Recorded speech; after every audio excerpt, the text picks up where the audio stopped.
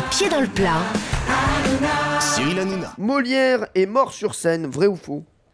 Alors ça, C'est justement, ce qu'on dit, Alors justement, c'est ce qu'on a toujours dit, Ouais. et puis Chanson de certains ont Dalida. dit que c'était une légende urbaine, comme dirait Pierre Bellemare. alors il meurt pas sur scène. Hein. Ah bon C'est pas tout à fait ça. On va raconter l'histoire Dalida. avec Christophe. Oui, c'est Dalida. Christophe. 17 février 1673, il neige, il fait froid. C'est la 4e représentation du Malade imaginaire. Le roi n'est toujours pas venu assister à ces représentations. Où est-il? Est-il à l'hôtel de Bourgogne? Les représentations commencent à 14h. Mais on attend que le public rentre et peut-être qu'on jouera qu'à 16h. Molière souffre énormément. Il souffle, il tousse. Il est entouré d'Armande, sa femme, il est entouré de sa femme, Armande. Et puis, naturellement, nous avons Lagrange qui est là. Et il ne devrait pas jouer. Il y a des courants d'air entre la loge et la scène. Et on lui dit, écoute, Jean-Baptiste, ne joue pas. Ah oui. J'ai 50 ouvriers journaliers. Si je ne joue pas, ils ne seront pas payés, Non. dit-il. Les intermittents. Absolument. Et il monte sur scène. Et il va tenir Argan, le rôle d'Argan. Le rôle d'Argan est très lourd, il n'y a qu'une seule scène. Il est tout le temps sur scène, il n'y a qu'une seule scène où il sort. Il ne peut pas prendre un verre d'eau, il ne peut pas aller pisser. Et il est sur scène comme ça, dans cette espèce de terrible triomphe, mais un triomphe de la mort. Tous ces médecins, on en parlait tout à l'heure, qui détestent ces médecins qui ont tué sa mère. Et ces médecins, ils sont là déguisés. Ces médecins, ils sont tous déguisés en médecins. Debris, La Torillière, Lagrange, ils sont tous là. Et ils tournent autour de lui en parlant latin. Elle lui fait juro, juro, juro. Il tousse. Et une gerbe de sang commence à sortir de sa bouche. Immédiatement, on ferme le rideau. C'est la fin de la pièce. On l'emmène. C'est pas très loin de son théâtre jusqu'à sa maison de la rue de Richelieu. On monte à l'étage. À l'étage, on le met dans son lit. Et là, il demande un morceau de parmesan avec du balsamique. On lui apporte un peu de parmesan et de balsamique. Et on lui met dans son oreiller des herbes odoriférantes pour qu'il arrête de tousser. Immédiatement, on va chercher le curé de Saint-Eustache pour que le curé vienne donner sa bénédiction. Dernier sacrement, quoi. Et le dernier sacrement. Et le curé ne vient pas. On va dire que le curé ne vient pas parce que Molière est comédien. Non, le curé dit, il neige, je vais mettre 20 minutes. J'ai fait les pas, j'y suis allé. On met 20 minutes minimum pour aller jusqu'à la maison de Molière. Et le temps d'y aller et de revenir, ça fait 40 minutes. Soit il est déjà mort, ça sert à rien. Soit de toute façon, on va prendre froid. Qui est à côté de lui? Il y a 2 bonnes sœurs. Puisqu'il y a 2 bonnes sœurs, je n'ai pas besoin de venir, dira le curé de Saint-Eustache. La personne repart. Molière tousse énormément. Et on va revenir à Saint-Eustache. 40 minutes à pied dans la neige, dans le froid et dans la nuit, pour demander la bénédiction pour Molière. Et le curé dit, puisqu'il y a 2 bonnes sœurs, qui sont-elles? Des bénédictines. Elles peuvent donner le sacrement. Et à ce moment-là, il ne se déplacera pas. Et lorsque la personne reviendra, les 2 bénédictines seront là pour recouvrir le visage de Molière. Excuse-moi, c'était quoi la question de départ? C'était quoi? Je me suis perdu. Est-ce qu'il est mort sur scène Eh ben ou non, pas? il est mort dans son lit Et avec on du l'a- parmesan, du balsamique et 2 bénédictines. Est-ce que vous avez la réponse, Jean-Luc Lemoyne? Tout à fait, merci. Un café, l'addition. Au début, moi je croyais. La demi-sœur La demi-serre. de Molière, elle était bonne sœur. C'est pas possible. Les demi-sœurs des Molières, elle était bonne sœur, je C'est te pas jure. vrai. Est-ce que c'est vrai ou faux ça? La demi-sœur de Molière était bonne sœur. La demi-sœur de Molière. C'est vrai. bonne sœur, ouais. C'est vrai, Christophe. Jean-Luc Lemoyne? Moi, je suis d'accord avec vous, de toute façon. Hein. Non, mais c'est vrai. Oui, alors c'est vrai, je vous ai parlé de 2 bénédictines qui étaient à son chevet. Eh bien, c'était elle.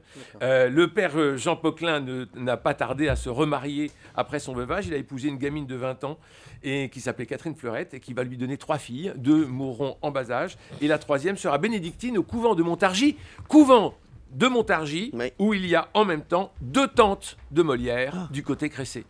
Il y a toute la famille, quoi. Toute la famille chez les À bonnes sœurs. à Montargis. À Montargis. À Montargis, chez Et- les et- bénédictines. Donc je vais vous dire, ce sont des grands chrétiens. Alors, Molière a eu plus de 15 enfants, vrai ou faux? Bah, déclaré. Est-ce qu'on sait ça vraiment le nombre, surtout? Non, oui, on le sait à non. peu près, hein, Christophe. Hein.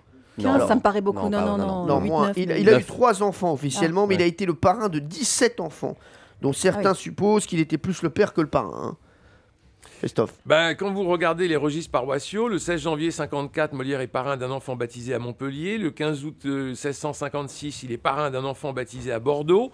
Marquise du Parc, la bombe Marquise du Parc, Ah, elle était belle. Hein. mariée à René Berthelot, dit Gros René, accouche d'un petit garçon Gros René. qu'on nomme Jean-Baptiste René. Ouais, ouais, Bon, ça fait quand même ça va. beaucoup. Et forcément, Molière nous. sera le parrain. Alors, Molière aura un fils avec Armande Louis qui meurt à 10 mois en 1664, puis une fille, Esprit Madeleine, en 1665, avec pour parrain et marraine Madeleine Béjart et Esprit Raymond de Modène, les vrais parents d'Armande. Parrain 15 fois, père vraisemblablement 15 fois. Mais dans le vrai faux, il y a une question que vous n'avez pas posée, je vais vous la poser. c'est pas fini. Oui, je vais vous en... Parce Allez-y, que, non, parce que posez-la là, moi. on est là-dessus. Allez-y, Est-ce que posez-la moi. Molière a-t-il fait réellement un coming out à l'âge de 50 ans?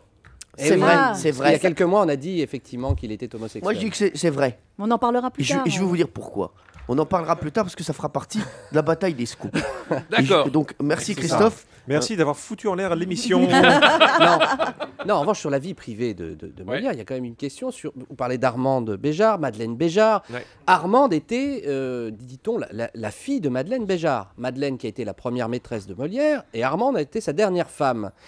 Mais la rumeur dit aussi que... A-t-il épousé sa fille? Eh oui. Est-ce qu'il a Alors, épousé c'est sa une lettre- fille? C'est une lettre de Montfleury qui est adressée au roi Louis XIV au moment du mariage en 1662 et il dit Molière est en train d'épouser sa fille, ce qui signifie 20 ans de galère. Hein. C'était oui. condamné à 20 ans de galère. Ouais. Réponse du roi, je serai témoin au mariage. Oh là là, fort. Mais alors, la Alors, vérité, c'est en quoi? réalité, ce qui se passe, c'est que Armande est la fille d'Esprit Raymond de Modène, qui avait 18 ans au moment des faits, et Madeleine Béjart en avait 16. Et ils ont eu 2 enfants. Sauf que Esprit Raymond de Modène, c'est un terroriste.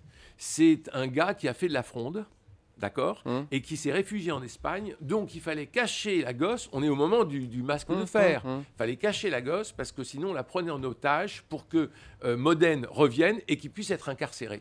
Mais Madeleine va terminer sa vie avec Esprit Raymond de Modène. Et je l'ai dit tout à l'heure, la fille de Molière va s'appeler Esprit Madeleine. Donc Esprit, c'est le nom Donc du c'est pas la père même- c'est pas la même. d'Armande, C'est pas la même. et Madeleine, qui est la mère d'Armande. Donc c'est pas la même, Non, d'accord. allez. On va finir avec ce dernier vrai faux. Molière a fini en prison après avoir fait faillite avec sa troupe de comédiens. Vrai ou faux? Bah, non. Si, c'est vrai, Ah bon c'est vrai, Christophe. Ah, il n'a pas fini Oui, en mais quand prison, même, il est passé par la case Oui, prison. il est passé par la Hein. case prison. C'est Alors fin, racontez-nous. fin juillet 1645 et ensuite le 4 août 1645, il va être relâché vraisemblablement sous caution et il finira de rembourser toutes ses dettes en 1666, donc très longtemps après. Mais vous disiez tout à l'heure qu'il était très riche. Alors finalement, il était riche ou il était ruiné? Non, alors, à ce moment-là, il a 20 ans, c'est un enfant de la balle, il monte une troupe qui s'appelle l'Illustre Théâtre, rien n'est trop beau quand même, enfin, il faut être gonflé, et ils prennent un jeu de paume, rive gauche, et ils le changent en théâtre.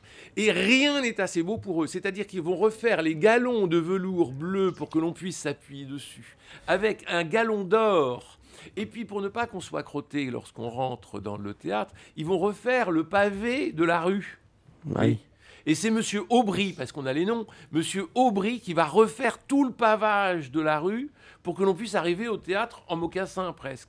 Est-ce que vous imaginez à 20 ans faire tout le pavé de la rue François 1er en disant on n'arrivera pas à crotter à Europe 1? Ça, ouais, bah, Bon. moi, je le fais déjà Et tous donc les ça a jours. coûté une blinde ce truc. a Et tout comme brûlé. ils jouent un théâtre qui est le théâtre qu'ils aiment, mais enfin que l'on comprend pas trop à l'époque. Il y a déjà le théâtre du Marais, qui est un théâtre à machine, qui est formidable, qui fait rêver. Il y a le théâtre de l'Hôtel de Bourgogne, qui est le grand théâtre qui fait rêver. Pourquoi prendre un troisième théâtre, des gamins de 20 ans, et qui claquent l'argent comme ça? Forcément, la dette va être énorme, il va falloir payer, et donc il ira au Châtelet en prison. Merci Christophe. Europe 1, les pieds dans le plat, Tous les jours, 10h30, 12h30. Cyril Hanouna.